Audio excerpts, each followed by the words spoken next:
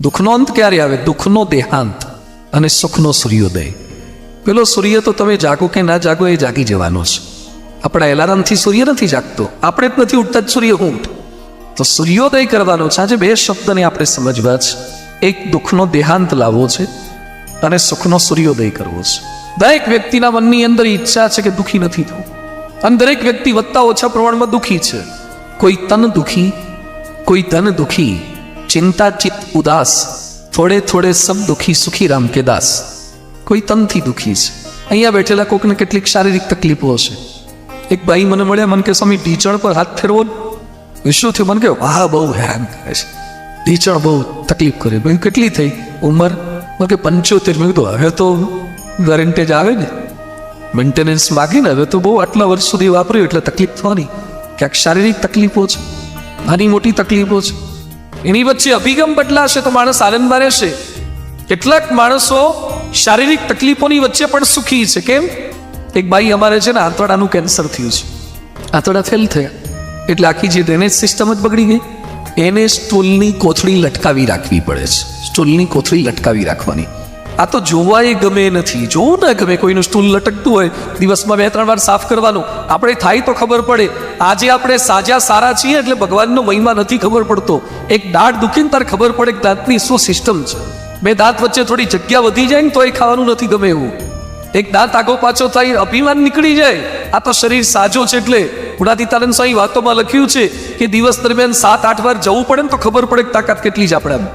હાથ ધોણું થઈ જાય ને કશું ચાલે નહીં, રબડી જેવા કરી નાખે ભગવાન. તો અંદરથી આ ભાઈને આંતરડાનું કેન્સર, સ્ટૂલની કોથળી બહાર લટકાવી રાખે, દિવસમાં 2-3 વાર ખાલી કરવાની. મેં એમને પૂછ્યું તો કેવું છે? બોલ કે ના ના કે વાંધો નથી, તો જીવાય છે, કે કોઈ તકલીફ નથી. અને હવે ટેવાઈ ગયા, સિસ્ટમ સેટ થઈ ગઈ. એક ફરિયાદ નહીં આટલા દુઃખોની વચ્ચે. અને અમુકને ખાલી શરદી થઈ હોય અને એને મળો ને તો આપણને એમ લાગે કે બહુ જાજુ નહીં કાઢે. અમુક શરદીમાં નંખાઈ ગયા હોય કે આવું તો દુઃખ કોઈને પડ્યું નથી, શરદીમાં આટલા દુઃખમાં. અને અમુક લોકોને બાયપાસ સર્જરી, કેન્સરના ઓપરેશનો, પગ કપાઈ ગયેલા હોય છતાં એક વિચારધારા. દુઃખનો દેહાંત દેહનો અંત લાવવાથી નથી, વિચારધારાનો અંત લાવવાથી છે. વિચારધારા બદલાઈ જાય an idea can change your life.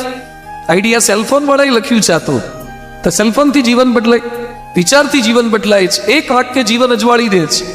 તો દુઃખનો દેહાંત કરી તે થઈ શકે છે. દુઃખ છે, કોઈકને શારીરિક દુઃખ છે, કોઈકને આર્થિક દુઃખ છે, આર્થિક સમસ્યાઓ પણ છે, મંદી છે, બેરોજગારી છે, જોબ નથી મળતી, ધંધામાં ક્રાઇસિસ છે. તો આર્થિક તકલીફો પણ ઘણા બધા લોકોને, દીકરા દીકરીને પરણાવવા ભણાવવા આ પણ સમસ્યાઓ છે, આર્થિક સમસ્યા. ક્યાંક કેટલાકને દેવા થઈ ગયા છે, ક્યાંક પારિવારિક સમસ્યા છે, પરિવારના પ્રશ્નો આવે છે. હમણાં જ અમારે એક ભાઈ છે, એની દીકરીને પરણાવે થોડોક સમય થયો. એના જમાઈ સિવિલ એન્જિનિયર હતા, કન્સ્ટ્રક્શનનું કામ કરતા. એક બાજુ સાઇટ ઉપર કામ ચાલુ હતું, એને તરસ લાગી એટલે ટમ્બલરમાં પાણી પીવા ગયા. જંગલ જેવા વિસ્તારમાં કન્સ્ટ્રક્શન થતું હતું. એને ખ્યાલ નહીં, અનફોર્ચ્યુનેટલી એ ડબલું, પેલું દવાનું ડબલું આવી ગયું તો એ મરી ગયા. હજુ તો લગ્ન કરાય થોડાક મહિનાએ થયા છે, ત્યાં જમાઈ ગુજરી ગયા. દીકરી પાછી આવી, શું કરવાનું હવે? અનવોન્ટેડ પેઇન, જેની તમે કલ્પના પણ નહોતી કરી, અપેક્ષા પણ નહોતી રાખી, એવા પારિવારિક પ્રશ્નો આવશે. શું કરી શકવાના તમે? લોકોને કેવા દુઃખો છે, શારીરિક દુઃખો, પારિવારિક દુઃખો. હું ઘણી વાર કથામાં કહું છું, મેં બોમ્બે મલાડમાં ગયા હતા, પારેણ હતી અમારી. એક ભાઈના ઘરે મેં પગલાં કર્યા. સાવ નાનકડું મકાન. કમ્પેર કરજો હા બધા પોતાની જાતને, લોકો કેવા પરિવારમાં રહે છે અને કેવા દુઃખોમાં રહે છે. એક નાનકડું મકાન, પાછળ એક રસોડું. અહીંયા બેઠેલાને કોકના 2 BHK, 3 BHK, 4 BHK, 5 BHK હશે. કેટલાકને રહેતા હોય જુદું હશે ને ઇન્વેસ્ટમેન્ટનું જુદું હશે. પાછું જે રહેવા જવાના નહીં હોય પણ ઇન્વેસ્ટમેન્ટ પર્પઝથી કરી રાખ્યું હશે. કેટલાકને farm house, weekend home, weekend villa આ બધા પણ કર્યા હશે. આને તો વીકેન્ડ કો કે વીકડેઝ કો એક જ હતું, એક જ મકાન, સંડાસ બાથરૂમ નહીં, સંડાસ બાથરૂમ કોમન. આવા મકાનમાં મલાડમાં એ ચાલીમાં રહેતા હતા. એમાં અમે ત્યાં ગયા. પછી ઠાકોરજીનું પૂજન કરવાનું હતું તો એક છોકરો પથારીમાં સૂતો હતો. એટલે મેં કીધું એને કોણ પૂજન કરે? તો મને કે સ્વામી એ ઊભો નહીં થાય. તો કોણ છે? મને કે મારો દીકરો છે પણ એ ઊભો નથી રહી શકતો. તો કેમ? કે એના હાડકા બધા ઓગળી ગયા છે, ખાલી મસલ્સ પર શરીર ટક્યું છે, ખાલી મસલ્સ. તું બતાવ્યું? મને કે ભારતમાં ઘણા ડૉક્ટરોને બતાવ્યું પણ ડૉક્ટર કે આની કોઈ સોલ્યુશન નથી, એ મરી જ જશે, થોડોક મોટો થશે એટલે મરી જશે. જેમ હિમોફેલિયાવાળાના બધા અમુક રોગોમાં કશું લાઈફ ટાઈમ પોસિબલ નથી. તો મને થોડોક આઘાત લાગે, બધો બિચારો સારો દેખાતો તો ફેસ પરથી, અને આવી તકલીફ. એટલે મેં તો આ તો ભારે કહેવાય. ભગવાનને પ્રાર્થના કરીએ તો એ ભાઈ મને કે સ્વામી તમે તો દીકરાને જોયો ને, મારી દીકરી 18 વર્ષની છે, એને પણ એ તકલીફ છે, રસોડામાં સોડાઈ છે. સાવ નાની ઓરડી, દીકરાને એક પલંગમાં સોડાઈ રાખ્યો, થોડીક જગ્યા વધી હતી, રસોડામાં છોકરીને સોડાઈ હતી. એ કે એને પણ આ જ રોગ છે, એને અમારું ઉંચકીને નવડાવી ધોવડાવી બધી જ ક્રિયા અમારે મા બાપે કરાવડાવી પડે છે. ત્યાં એક નાનકડો છોકરો આવ્યો 5-7 વર્ષનો, સંતો આવ્યા ત્યારે ફ્રૂટ ને જ્યુસ ને બધું ભગવાન માટે લઈ. તું આ કોણ છે? મને કે મારો નાનો દીકરો છે. હી લુક્સ હેલ્ધી, એ તો સ્વસ્થ લાગે છે. તો પેલા થોડા ગળગળા થઈ ગયા. મને કે સ્વામી આને પણ ડૉક્ટરે કીધું છે કે 99.9% અને જીન્સમાં છે, હેરિડિટીમાં છે, એટલે આને પણ આ રોગ થશે જ. પરિવારમાં 3 સંતાન હોય ને 3 સંતાનને આવો રોગ થયો હોય તો તમને શું સુખ લાગે? ધન્ય ગૃહસ્થાશ્રમ લાગે એવું છે. છતાં મારી આગળ એને એક ફરિયાદ નથી કરી. 5 દિવસની અમારી કથા હતી. 3 દિવસ કે હું આવીશ ને 2 દિવસ મારી પત્નીને મોકલીશ ઘરે, આવા 2 સંતાનને સાચવવા માટે રહેવું તો પડે. તો તમારે ભારે દુઃખ કહેવાય. મને કે સ્વામી એ તો પ્રારબ્ધનું જે કંઈ કર્યું હોય ભોગવવું તો પડે ને. આગલા જન્મમાં એ લોકોએ આપણી સેવા કરીએ છીએ, તો આ જન્મે આપણે એની સેવા કરીને ઋણ પૂરું કરી દઈએ, કામ પતે. દુઃખનો દેહાંત કઈ રીતે થાય? વિચારધારા બદલવાથી, અભિગમ બદલવાથી થાય છે. કેટલીક પરિસ્થિતિ નહીં બદલાય, તમે થાકી જાઓ તો એના બદલાય, કેટલાક રોગો નહીં બદલાય, પણ એની વચ્ચે એક અભિગમ બદલાય તો માણસ દુઃખનો દેહાંત એ લાવી શકે છે. તો ક્યાંક શારીરિક દુઃખો છે, ક્યાંક પારિવારિક દુઃખો છે, માનસિક સમસ્યાઓ છે, આધ્યાત્મિક સમસ્યાઓ છે. એ બધાનો અંત આવે છે કે વિચારધારાને બદલવાથી. પણ પહેલું તો માણસ દુઃખી કેમ છે? ભગવાન જન્મ આપે છે સુખી થવા માટે જ, કોઈને દુઃખી કરવા જન્મ આપતા જ નથી. ભગવાને કઈ સિસ્ટમ ઊભી નથી કરી દરેક દુઃખી થવા જોઈએ. માણસ પોતાની ભૂલથી દુઃખી થાય છે. રોડ પર સાઈડમાં ચલાવવું નથી, અને પ્રોપર ટ્રેક પર ચલાવવું નથી, હેલ્મેટ પહેરવા નથી, સીટ બેલ્ટ બાંધવા નથી, પછી અકસ્માત થાય છાપામાં આવે કે માડીના દર્શને જતા હતા, માડીએ રક્ષાઈ ન કરી. તો માડી એકની પાછળ ફરે. રાઈટ ટ્રેક પર ચાલો ને, તમે તમારા ટ્રેક પર ચાલો, હેલ્મેટ પહેરો. એ કશું જ કરવું નથી, અને સહેજ દુઃખ પડે એટલે તરત દોષનો ટોપલો બધો ભગવાન પર. ફાંકી ખાવી છે, ગુટકા ખાવા છે, દારૂ પીવો છે, કેન્સર થાય, લીવર બગડે, એટલે કે ભગવાન બચાવો, ભગવાન રક્ષા કરે. સારું ને, ભગવાને ક્યાં તને ફાંકી ખાવાનું કીધું હતું? ના પાડી છે શિક્ષાપત્રીમાં, ભગવદ્ ગીતામાં, મહાભારતની અંદર વ્યસનમ ન કર્તવ્યમ લખ્યું જ છે. ભગવાન તો આદેશ આપીને ગયા છે. ભગવાન ના પાડે છે કે ડબ્બા ટ્રેડિંગ ના કરો, મેચ ફિક્સિંગ ના કરો, કરપ્શન ના કરો, માંસાહાર ના કરો, બધું લખ્યું છે. છતાં આપણે કરીએ ને પછી દોસ્તો ટોકલો, આટલું કર્યું, સેવા કરીને થાકી ગયા, કેટલી ધજા ચડાઈ, લીલી પરિક્રમા કરી તો હુકા થઈ ગયા. તો લીલી પરિક્રમાથી લીલા રહેવાય? ભગવાનના આદેશ મુજબ રહે તો લીલા રહેવાય. તો દુઃખ આવે છે ક્યાંક આપણી ભૂલે કરીને આવે છે. શાસ્ત્રની આજ્ઞાનું ઉલ્લંઘન થાય એટલે દુઃખ આવે છે. પરીક્ષામાં ચોરી કરતા પકડાઈ જાય, ભાઈ 2 વર્ષ કે 3 વર્ષ બેહાડી દે, કે સહેજ તો દયા કરો. શું દયા કરે? તમે સિસ્ટમમાં નથી રહ્યા એટલે દુઃખ આવે છે. પ્રોબ્લેમ એટલે થાય છે. ભગવાનની બનાવેલી સિસ્ટમમાં રહે તો દુઃખ ન આવે. દુઃખ આવે છે એનું કારણ આ છે, ક્યાંક દુઃખ છે સંયમના અભાવે. હવે સમજો દુઃખનું કારણ સંયમના અભાવે. માઇક ટાયસનનું નામ સાંભળ્યું છોકરાઓ? માઇક ટાયસનનું નામ, હેવી વેઇટ ચેમ્પિયન થઈ ગયા બોક્સિંગ કરતા. 20 વર્ષે તો રેસલિંગની અંદર વર્લ્ડ બેસ્ટ ચેમ્પિયન થઈ ગયો હતો. 20 વર્ષે કરોડો રૂપિયા કમાય. ક્રિકેટ તો સામાન્ય કમાણીની ગેમ છે. ઘણા એમ લાગે ને કોહલી બોલી બહુ કમાય છે. કોહલી તો કશું જ ન આવે આ બેડમિન્ટન વાળાની સામે, ટેબલ ટેનિસ વાળાની સામે, અને રેસલિંગ વાળાની સામે. અને અમેરિકન જે ફૂટબોલમાં જે કમાય છે, રગ્બીમાં બધા, કશું જ ના કહેવાય.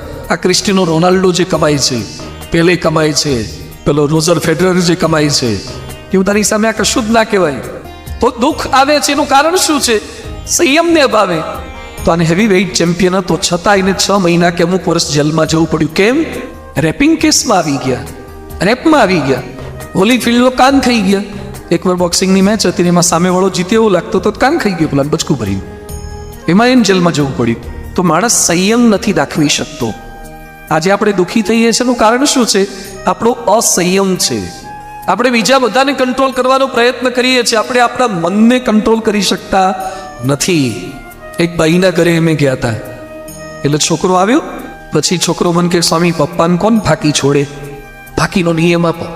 એટલે મેં પેલા ભાઈને પૂછ્યું, તમે ફાંકી ખાઓ છો? મને કે કેવું નહોતું, પણ હવે આને પેપર ફોડી નાખ્યું, હવે ખાઈએ છીએ. તમે છોડો ને? મને કે સારું તાર છોડીએ. તો એમની હાથમાં પાણી લો, નિયમ લેવો પડે. એટલે મેં હાથમાં પાણી આપવા માટે પાણી લંબાવ્યું અને હાથ લંબાવ્યો. હાથમાં પાણી લેતા તમને આમ બીક ના લાગી? કેટલા વર્ષથી ખાવ છો? મને કે 15-20 વર્ષથી ફાકી ખાઉં છું. તું ગભરામણ ના થઈ હાથમાં પાણી લેતા? મને કે આ 7મી વાર પાણી લઉં છું. જ્યારે સંતો કહેતા લઈ જ લઉં, કે શું કરવા સંતોને દુઃખી કરવા? સંતો ભલે ને રાજી થતા કે આપણે આટલાને પાણી દીધું. એમ નહીં, હાથમાં પાણી લો પછી એ તો મા કસમ કહેવાય. અને ગંગા કી સોગન, કે જે જળની સોગન, જળની સાક્ષી આપણે, જળના દેવતાની સાક્ષીએ પ્રતિજ્ઞાબદ્ધ થયા છીએ, પછી ના ખવાય. મને કે હું જાણું છું પણ છૂટતો નથી. દુર્યોધન શું બોલતો તો? જાનામી ધર્મમ નચમે પ્રવૃત્તિ, જાનામી અધર્મમ નચમે નિવૃત્તિ. ધર્મ શું છે હું જાણું છું પણ હું નથી પાલન કરી શકતો. અધર્મ શું છે હું જાણું છું પણ છોડી નથી શકતો. બધા જ જાણે છે, દરેક ફાકી ખાનર જાણે છે કે આમાં તકલીફ થાય છે, છતાં કેમ છોડી નથી શકતા? જવા મર્દો કી અસલી પહેચાન, માણેકચંદ. પોતાની જાતે મર્દ મારે બાયલાના કામ છે. આ જેટલા ફાકી ખાતા હું તો જાહેરમાં ઠપકારું છું. જે ખાય છે ને મુબારક. ફાકી ખાવા એ મર્દના કામ છે, બાયલાના જ કામ છે. સંપૂર્ણ જેને મન પર કંટ્રોલ નથી ને એ જ ફાકી ખાય. જેનું મન મજબૂત છે છોડી જ શકે ના, કેમ છૂટે ફાકી? અમે લોકો એકના એક દીકરા જો ધર્મ માટે, સંસ્કૃતિ માટે, રાષ્ટ્ર માટે, હિન્દુ સંસ્કૃતિ માટે અમારા પરિવારને છોડી શકતા હોય તો તમે તમારા પરિવાર માટે ફાકી ના છોડી શકો? છૂટે જ, પણ નથી છૂટતી. મનમાં હિંમત નથી કરી શકતા. આમ પાછા બુસ્કોટનું બટન ખોલીને ફરતા હોય, બટન બંધ કરીને ફાકી છોડ. કરવાનું છે કરો ને, એ નથી કરી શકતા. ચેન્જ લાવવો છે, બદલાવ લાવવો છે, ભારતને બદલવો છે. તું પહેલા બદલાય, ભારત પછી બદલાશે. આટલાથી શરૂઆત કરો. મને તો બહુ તકલીફ આ ભારત જેટલા ફાકીવાળાને જોઉં છું ને, ચોળ જ કરતા હોય, ગહ જ કરતા. એમાં આપણી આગળ કોઈ ગાડી જતી હોય ને ધીમે રહીને દરવાજો ખોલે, સમજો કે હમણાં પિચકારી આવી જ. સારી ગાડીમાં બેઠા, ઓડીમાંથી આમ થયું, ઓડીમાંથી થયું, કે હા ને ઓડીને લાયક નથી.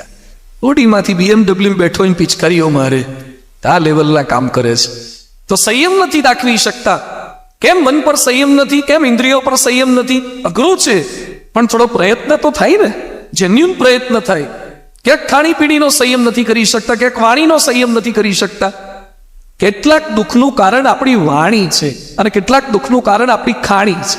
ક્યાંક વાણીનો સંયમ નથી, ન બોલવાનું બોલી નાખે એટલે પરિવારમાં ઝઘડા થાય, પ્રશ્ન થાય, બોલીને બગાડે છે કેટલાક. અમદાવાદની અંદર 2 ભાઈ રહેતા હતા. નાનો ભાઈ કુંવારો હતો, હજુ જોબ બરાબર પ્લેસમેન્ટ થયું નહોતું, તેને લગ્નનું ગોઠવાયું. અને મોટા ભાઈના ઘરવાળા એમ બોલ્યા કે હજુ તો તમારે ખાવાના વેત નથી, ત્યાં આવનારીને લાઈન ખવડાવશો શું?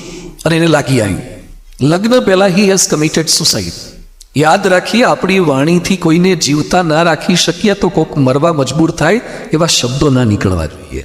કેટલાકની વાણી કેટલાકના ઘા ઉપર રૂજ આવે ને એવી હોય છે, અને કેટલાકની વાણી તો આમ ઊભા ચીરી અને મરચું ભભરાવે ને એવા હોય છે. આપણી વાણીથી કોઈને પીડા ના થવી જોઈએ, બળતરા ના થવી જોઈએ. બોલનો તોલ કરવો. આજે પરિવારમાં ઝઘડા થાય છે, બેટાના ઝઘડા થાય છે, સાસુઓના જે ઝઘડા થાય છે, એનું કારણ વાણી છે. આમ ભાગવતની કથાઓ કેટલી ભરે, આમ દુનિયામાં કેટલાય મેળાઓમાં જઈ આવે, પણ ઘરમાં વહુ સાથે મેળ ન જમાય. તો મેળા શું કામના? એ કે શિવરાત્રી મેળામાં જવાના, પેલા મેળ જમાવ પછી શિવરાત્રી જા. ઘરમાં મેળ જમાવો, ખાલી શિવરાત્રી મેળા કામ નહીં લાગે. આ મેળ જમાવાનો છે, એ નથી કરી શકતા. આમ મેળવણ લાવે દહીં જમાવવા માટે. દહીં જમાવવા માટે શું જોઈએ? મેળવણ. સાસુઓના સંબંધ જવા માટે અમારું મેળવણ જોઈએ છે. આ મેળવણ છે. આ કથા વાર્તા શું છે? મેળવણ છે. જેમ દહીં જમાવાનું છે એમ સંબંધો નથી જમાવે, પરિવારને નથી જમાવો. તો સંયમને અભાવે કેટલીક તકલીફ છે. સંયમ નથી દાખવી શકતા અને કરે છે. કેટલાક લોકો કરી શકે છે. અમારે ત્યાં બ્રિટિશ એરવેઝમાં કેપ્ટન છે મિનેશભાઈ. અમે લંડન હતા ત્યારે અમારી સાથે હતા પ્લેનમાં, કેપ્ટન તરીકે હતા. એનાઉન્સમેન્ટ કર્યું, પછી અમારી ડૉક્ટર સ્વામીન બધા સાથે ગોષ્ઠી કરવા માટે આવ્યા. પછી એમને પ્રશ્ન પૂછતો હતો, કીધું બ્રિટિશ એરવેઝમાં કેટલા પાયલોટ હશે? તો બ્રિટિશ એરવેઝનો પાયલોટ, કો પાયલોટ બધો સ્ટાફ થઈને 5000નો સ્ટાફ છે બ્રિટિશ એરવેઝનો. પછી પાયલોટની લાઈફસ્ટાઈલ એના પર અમે વાત કરતા હતા. તો મને એમ કીધું પાયલોટોમાં વ્યસન દૂષણ, મને કે મોટા ભાગના પીતા હોય છે, મોટા ભાગના પીતા હોય છે. મેં કીધું બીજું કંઈ? મને કે પાયલોટ તરીકે કોકને 10 દિવસ 15 દિવસ મહિનો આઉટ ઓફ સ્ટેશન રહેવાનું થાય એટલે કેરેક્ટરમાં પણ લૂઝ થઈ ગયા હોય છે. તમે કેટલા વખતથી છો? 30 વર્ષથી કેપ્ટન છે. બ્રિટનના પ્રેસિડેન્ટ હતા ટોની બ્લેર, એને પણ ફ્લાય થવું હોય તો આને કેપ્ટન તરીકે રાખતા હતા. આટલો સારો કેપ્ટન. તમે 30 વર્ષની અંદર ચલિત નથી થયા, એનું કારણ શું? ફાકી નથી ખાતા, સોપારી નહીં, પીવાની વાત તો નહીં, કેરેક્ટરમાં પરફેક્ટ, એકદમ નિર્માનીપણે. પટેલ છે, મિનેશ પટેલ, ગુજરાતી આપણો. મને એણે વાત કરી કે સ્વામી ઘરની અંદર ટ્યુબલાઇટ હોય, પંખો હોય, ફ્રીજ હોય, દરેકની ઇન્ડિવિજ્યુઅલ સ્વિચ હોય અને બહાર બધાની મેઇન સ્વિચ હોય. મને કે મેઇન સ્વિચ બંધ કરી દો, પછી ઇન્ડિવિજ્યુઅલ સ્વિચ ગમે તેટલી પાડો ને તો ટ્યુબલાઇટ ના થાય, પંખો ના થાય. શું કહેવા માંગો છો? મન કે મારી આંખ પણ ખરાબ જોવાનો સંકલ્પ તો કરે, પણ મેઇન સ્વિચ મન છે. એમાં હું એકવાર કહી દઉં છું કે ભગવાનને નહીં ગમે પછી મારી આંખ ખોટા રસ્તે નથી જતી, મારો હાથ ખોટા રસ્તે નથી જતો, મારી જીભ ખોટા રસ્તે નથી થતી. આ છે મેઇન સ્વિચ. આ કંટ્રોલ નથી કરી શકતા. કેટલી વાર આપણે નક્કી કર્યું હોય કે હવે આ નથી ખાવું ને ખવાઈ જાય છે, નથી જોવું ને જોવાઈ જાય છે, નથી પીવું ને પીવાઈ જાય છે. કોણ આપણને પ્રેરે છે? કોણ રોકી શકશે? તો અંદરથી બળ વધારવાનું છે, અંદરથી શક્તિ વધારવાની છે, ખાલી વાતો નહીં. તો દુઃખનો દેહાંત આવે સંયમથી આવે. દુઃખ આવે છે અસંયમથી આવે છે. અસંયમ છે એટલે દુઃખી છે. સારા સારા માણસો હોય એ સંયમથી દુઃખી છે. થોડાક સમય પહેલા મેં એક આર્ટિકલ વાંચ્યો હતો, જર્મનીનું એક પ્લેન, વિંગ્સ પ્લેનનું નામ, પ્લેનનું જેમ જેટ એરવેઝ ને આ બધું ઇન્ડિગો ને બધી હોય છે એરલાઇન, વિંગ્સ કંપનીનું. ભણનારા પાયલોટ થવાની કેટલાકની ઈચ્છા હોય છે ને, પાયલોટ થયા પછી ખાલી પૂરતું નથી. વિંગ્સ અને પાયલોટનું નામ લુબિટ્સ. એક કેપ્ટન હતો, આખો પાયલોટ હતો લુબિટ્સ. એમાં કેપ્ટન કંઈક વોશરૂમ ગયો બાથરૂમ જવા માટે, એટલે આણે આખો પાયલોટે કોકપીટ અંદરથી બંધ કરી દીધી. પ્લેનમાં જે ચલાવે ને કોકપીટ કે એ અંદરથી બંધ કરી દીધી. અંદર જેટલા કંઈ સ્ટેટિસ્ટિક હતા, કેલ્ક્યુલેશન હતા, બધા વીખી નાખ્યા અને પ્લેનને આખું અથડાયું, ક્રેશ કર્યું અને 150 મુસાફરો મરી ગયા. પાયલોટ મરી ગયો, કો પાયલોટ બધા મરી ગયા. અને પ્લેનની અંદર બ્લેક બોક્સ હોય છે, જેની અંદર બધું જ નોટ થાય કે શેને લીધે આ ઇન્સિડન્ટ બન્યો. તપાસ કરતા ખબર પડી કે આ જે કો પાયલોટ હતો એ ટેન્શનમાં રહેતો હતો, ડિપ્રેશનમાં રહેતો હતો. કારણ શું? એને એની પ્રેમિકા સાથે બ્રેકઅપ થયું હતું, એટલે અશાંત રહેતો હતો, ડિપ્રેશનમાં રહેતો હતો. એનો બદલો એણે આખા પ્લેન સાથે લીધો. 150 જણા નિર્દોષ માણસોને મારી નાખ્યા. આજે સ્કૂલો કોલેજો પાયલોટ આપી શકશે, પણ પાયલોટનું મેન્ટલ સ્ટેબિલિટી કરવી ને એ મંદિર આપી શકશે, એ અધ્યાત્મ આપી શકશે. મેં 2 પાયલોટની તમને વાત કરી ને. પેલા કેપ્ટન છે, 30 વર્ષથી કેપ્ટન છે, એ નથી લલચાતા. અને આ જર્મનીનો લુબિટ્સ નામનો કેપ્ટન, એ કેમ લલચાઈ ગયો? કો પાયલોટ કેમ ડિપ્રેશનમાં આવી ગયો? અધ્યાત્મનો સંગ નથી. તકલીફ આ છે. તો અસંયમ એને લીધે માણસ દુઃખી છે. સંયમી માણસ સદા સુખી છે. અસંયમનું દુઃખ છે. બીજો દુઃખ છે અસંતોષનું દુઃખ છે. સંતોષી સુખી હોય, પણ અસંતોષને લીધે દુઃખી છે. રાજુ રામલિંગાનું નામ સાંભળ્યું હશે, ઘણા પૈસા કમાયા. કંપનીનું નામ હતું સત્યમ, ધંધા કર્યા અસત્યમના. કંપનીનું નામ સત્યમ કોમ્પ્યુટર્સ, સત્યમ ઇન્ફ્રાસ્ટ્રક્ચર, અને કર્યું બધું અસત્યમ. ઉતરી ના શક્યા. આગની સવારી એકવાર થઈ ગઈ, ખોટે રસ્તે એકવાર આગળ નીકળી ગયા પછી તરત લેન્ડ થવાતું નથી પાછું. અને ગોટાળા થયા, જેલમાં જવાના વારા આવ્યા.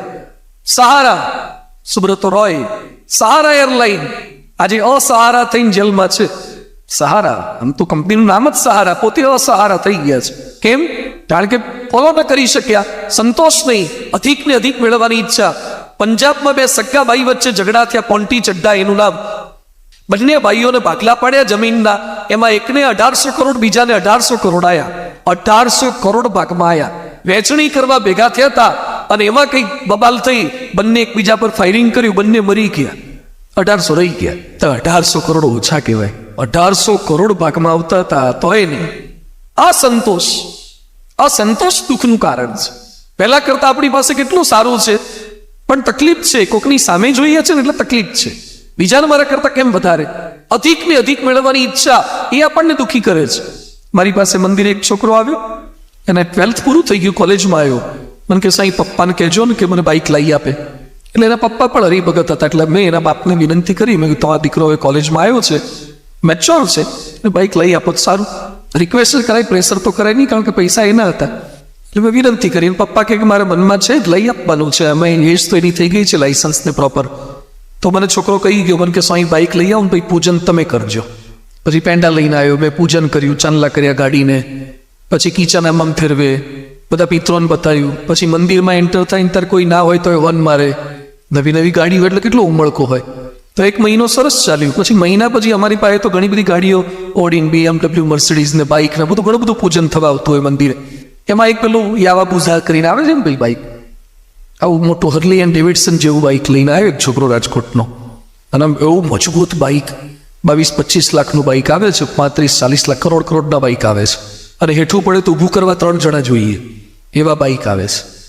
એ બાઇક લઈને આવ્યો ને એનું હું પૂજન કરતો તો એમાં પેલો છે ને બાઇક વાળો છે 1 મહિના પહેલા લીધું તો એને દૂર જ દેખાયો એટલે મેં એને બોલાવ્યો જો આને બાઇક કહેવાય ત્યારથી એને તકલીફ થઈ ગઈ મન કે સ્વામી મારે આવું ક્યારે આવશે મેં તું અરે અત્યાર સુધી પેડલ મારતો હતો એમાંથી હમણાં તને બાઇક આવી 1 મહિનો જ થયો છે અને 1 મહિનામાં દુઃખી કેમ થઈ ગયા આપણને i10 ગમતી નથી એનું દુઃખ નથી પણ કોકની i20 જોઈ ગયા ને એનું દુઃખ છે આપણને સેમસંગનો ફોન ફાવતો નથી એવું નથી પણ આઈફોન જોવાઈ ગયો ને એટલે તકલીફ છે આપણે 2 BHK માં બધા રહી શકીએ જ છીએ પણ કોકનું 4 BHK જોઈ ગયા ને એમાં તકલીફ છે તકલીફ આ છે સો વી લીવ ઇન કમ્પેરિઝન એટલે દુઃખી છીએ તો દુઃખ મુક્ત રહેવા માટે સંતોષ કોઈ પણ પરિસ્થિતિમાં આનંદમાં રહે જેની પાસે સંતોષ હોય શિવાજીના એક ભક્ત થઈ ગયા શિવાજીના સમયની અંદર તુકારામ ને બધા બહુ આદર્શ ભક્ત થઈ ગયા તુકારામ એટલા ગરીબ હતા કે એને કપાળમાં તિલક ચાંદલો કરવા માટે તિલક એનું જે ચિહ્ન હશે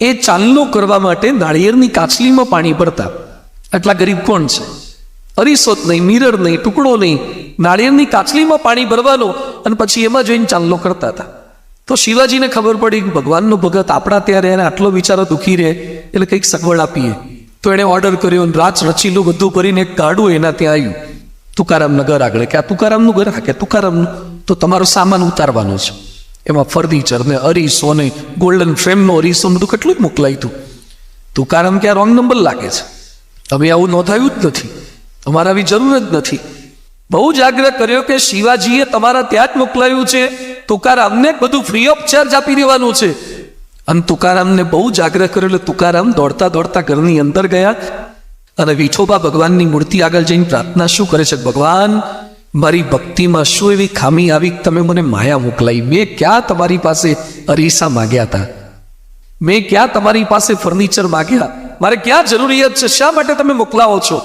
આવા ભક્તો હતા કે જેમ સામેથી આવ્યું અને ના પાડે છે અને આપણા ત્યાં આવ્યું હોય તો હવે આપણને ભગવાને દયા આપણે ના પાડીએ ઘણા કોકના નોંધાયેલા ગેસના બાટલા બારોબાર ઉતારી લે છે તો સોનાની ફ્રેમના અરીસા જવા દે સંતોષ નથી અધ્યાત્મ પંથે ચાલ્યા પછી પણ સંતોષ નથી અધિક ને અધિક મેળવવાની ઈચ્છા કંઈક ખૂટે છે આ રહ્યા કરે સુરતમાં આપણે ખરી ભગત છે બહુ ગરીબ એના દીકરો પરણાવવાનો હતો એટલે ઘરમાં ફર્નિચર કંઈ નહીં એટલે એના સગાવાલા મિત્રએ કીધું કે હું તને 50,000 લાખ રૂપિયા આપું થોડું ફર્નિચર લાવ તો કોઈક દીકરી દેશે ઘર ખાલી ખાલી લાગે છે તો પેલો કે મારા ઘરમાં જગ્યા નથી કે તારું ઘર ખાલી છે શું જગ્યા નથી બધું ખાલી કમ છે પછી પેલા ભાઈ શું બોલ્યા કે મારા ગુરુ પ્રમુખ સ્વામી મહંત સ્વામી મારા આશીર્વાદથી સુખ શાંતિ એટલા છલોછલ ભરેલા છે ને કે લાકડા રાખવાની જગ્યા નથી ઘણાના ઘરમાં લાકડાથી ભરેલું હોય છે સુખ શાંતિથી નહીં ફર્નિચર એ લક્ઝરી છે ફેસિલિટી છે હેપીનેસ નહીં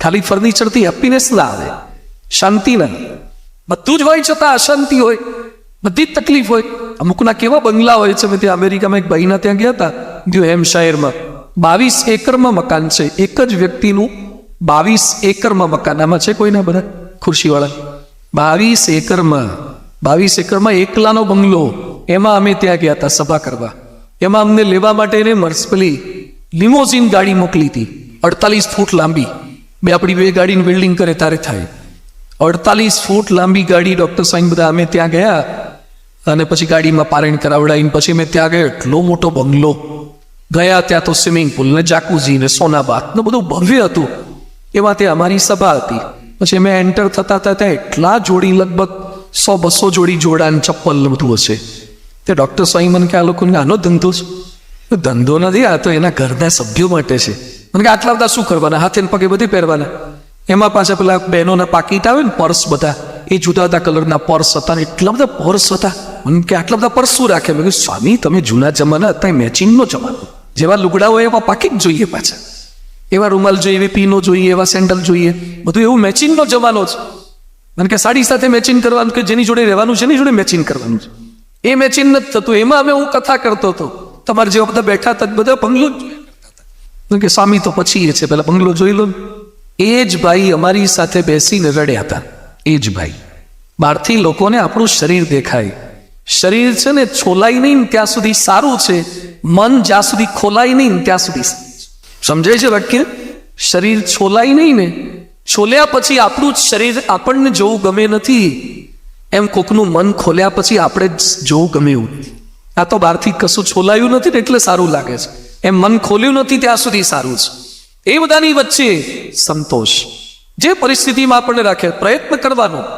આ વાત સાંભળ્યા પછી ધંધા બંધ ન કરી દેતા, બહુ થઈ ગયું હવે સંતોષ. એમ નહીં, કરોડના 10 કરોડ કમાવો એની ના નથી, પણ જે છે એમાં દુઃખી ન માનો તમારી જાત. જે ઘણું મળ્યું છે, હૈયું મસ્તકને હાથ, બહુ દઈ દીધું નાથ, જ્યાં હવે ચોથું નથી માગવું. ઉમાશંકર જોશીએ લખ્યું છે, હૈયું મસ્તકને હાથ, બહુ દઈ દીધું નાથ, જ્યાં હવે ચોથું નથી માગવું. કયા અભિગમ સાથે જીવતા હશે પરિસ્થિતિમાં? તો સંતોષને અભાવે આપણે દુઃખી છીએ. ક્યાંક દુઃખી છીએ સંપને અભાવે, સંપ નથી. કુસંપ આપણને દુઃખી કરે છે. મેં હમણાં વાત કરી, બે બિલ્ડિંગ વચ્ચે બ્રિજ બાંધતા થઈ ગયા, પણ બે વ્યક્તિ વચ્ચેની હમણાં એક કેસ ચગ્યો છે. રેમંડના માલિકનો ખ્યાલ છે? શું નામ છે એમનું? વિજયપત સિંધાનિયા. વિજયપત સિંધાનિયા એટલે કેટલો મોટો માણસ છે, એનું વર્ણન હું તમને કરું. એણે 12,000 કરોડની એસેટ પોતાના દીકરા ગૌતમ સિંધાનિયાને આપી છે. વિજયપત સિંધાનિયા એટલે એક સમયના મુંબઈના શેરીફ રહી ચૂકેલા છે. બોમ્બેના શેરીફ રહેવું એટલે કોઈ સામાન્ય ઘટના નથી. મુંબઈના એક સમયના શેરીફ. બીજું, એ માણસ પાયલોટ તરીકે પણ રહી ચૂક્યા છે. પાયલોટ, પોતાના સ્પેશિયલ ચાર્ટર ફ્લાઇટ એને લંડનથી ફ્લાય કરી અને બોમ્બે સુધી લાયા હતા. અઘરું છે, એ કરી શક્યા. ત્રીજું, hot air balloon, hot air balloon એ 45 કે 55,000 ફૂટ હાઈટ ઉપર લઈ ગયા હતા. એમાં ગિનિસ બુક ઓફ વર્લ્ડ રેકોર્ડમાં એનું નામ છે, વિજયપત સિંધાનિયાનું. કેટલો બાહોશ માણસ કહેવાય! 12,000 કરોડની એસેટ, ચાર્ટર ફ્લાઇટ ચલાવી શકે, હોટ એર બલૂન ચલાવી શકે. અનફોર્ચ્યુનેટલી એના સગા દીકરા સાથે એને બનતું નથી. તકલીફ શું છે? કુસમ. રડવાના વાળા યુટ્યુબ પર સર્ચ કરજો, એના પોતાના દીકરા માટે સ્ટેટમેન્ટ એને કેવા આપેલા છે. તો કુસમથી માણસ દુઃખી છે. પરિવારની અંદર સ્ટ્રક્ચર ઊભા કરી શકાય, મકાન સારા બનાવી શકાય, પણ જો કુસમ હશે તો આનંદ નહીં આવે. ખાલી મોટા ભવ્યતાથી લગ્ન કરો એટલે આનંદ થઈ જાય, મોટી કંકોત્રી બનાવો એટલે આનંદ થઈ જાય. હમણાં અમારે મંદિરે એક મોટી કંકોત્રી આવી, એટલી મોટી, અંદર તો પેલા ડ્રાયફ્રૂટ નીકળ્યા અને આ પેલી અત્તરની પેલી નાની નાની બોટલો નીકળે, એટલી મોટી કંકોત્રી છે. પછી મેં વાંચ્યું, એવું લગ્નની કંકોત્રી ભવ્ય, તો ડિટેલમાં હજી ખબર પડી, હજી તો જલવિધિની હતી. આ તો જલવિધિની હતી, પણ કે આ તો ટ્રેલર છે, હજુ ફિલ્મ તો બાકી છે. કેટલી ભવ્ય જલવિધિની કંકોત્રી કરે છે. લગ્નનો આટલા મોટા ભવ્ય ખર્ચા કર્યા હોય તો એ તકલીફો કેમ થાય છે? કુસંપને અભાવે. બાપ બેટા વચ્ચે, પતિ પત્ની વચ્ચે કુસંપ, અને આત્મહત્યાઓ અને છૂટાછેડાનું પ્રમાણ. કેટલા છૂટાછેડા! પહેલા મારી પાસે અઠવાડિયે 2-3 કેસ આવતા હતા, હવે રોજ લગભગ એક છૂટાછેડા વાળા આવે છે. છૂટું જ પડવું છે, બહુ છૂટું. હમણાં જ એક ભાઈ મળ્યા મને 2 દિવસ પહેલા, એના દીકરાને 3 વાર છૂટું થયું. 3 વાર છૂટું. છોકરાઓ ખબર પડે છે ને છૂટું એટલે, હું તમારે થયું નથી ભેગું હજી એટલે ખબર ના હોય કદાચ. 3 વાર છૂટું થયું. મેં કીધું 3 વાર છૂટું? મને કે પહેલું આવું આવ્યું, બીજું આવું આવ્યું, ત્રીજું આવું આવ્યું. 15 મિનિટ મારી આગળ 3 ગુણ ગાયા. શું ગાયા હશે? ગુણ ગાયા કે અવગુણ ગાયા? 3 પાર્ટીઓના અવગુણ ગાયા 15 મિનિટ. એક વાક્ય એવું ના બોલ્યા કે થોડીક તકલીફ અમારામાં હતી. એક વાક્ય નહીં. 3 વાર છૂટું થયું હોય તો એ શું બોલે? એવા ભંગાર માણસો આવી ગયા, ધોખો કર્યો ને અમારી સાથે આમ થયો ને અમે અંધારામાં રહી ગયા. એટલે 3 વાર તારું છૂટું થયું, તારો કંઈક તો વાક ખરો ને. 1 વાર નાળિયેર પછાડીએ ને બોધું નીકળે, ખરાબ નીકળે. 3 વાર બોધું નીકળે તો ખખડાવ ને થોડું. વાક તારો નહીં, નાળિયેર પોલું નીકળે એમાં જ. એમ 3 વાર થાય તો એ